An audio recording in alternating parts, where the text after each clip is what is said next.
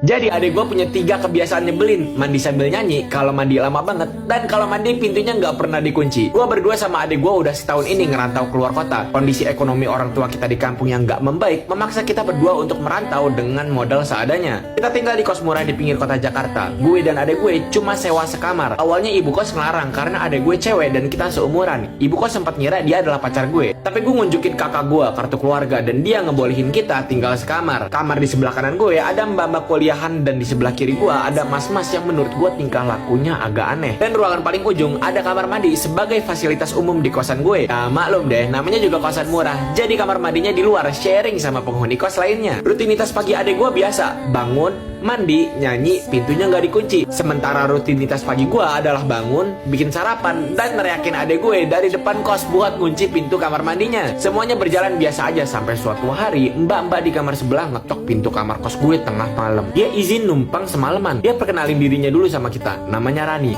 Dia tinggal setahun lebih dulu daripada kita dan dia mulai cerita tentang keanehan mas-mas tetangga kita ini. Entah kenapa si Rani sering banget ngerasa diikutin sama mas-mas ini kalau dia lagi mandi. Entah si masnya pura-pura ngejemur atau sekedar ngerokok di depan kamar kosnya. Rani berusaha nggak curiga dan nyimpen ini sendirian sampai akhirnya malam ini ketika Rani lagi sibuk ngerjain tugas kuliahnya, dia lihat ada bayangan mondar-mandir di depan jendela kamarnya Rani.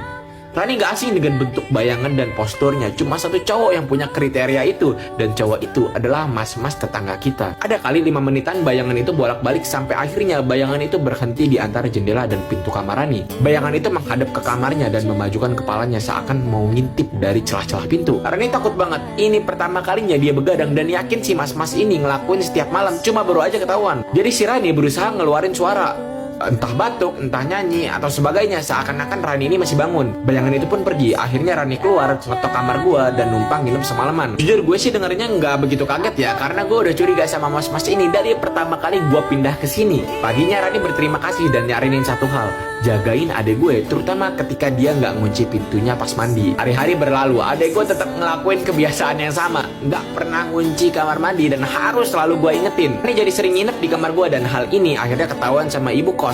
Kita pun cerita yang sebenarnya, bla bla bla dan bla. Untungnya ibu kos itu ngertiin kita. Sayangnya kita belum punya bukti yang kuat sehingga ibu kos itu nggak bisa ngeluarin mas-mas itu. Lagi pula mas-mas itu udah jadi pelanggan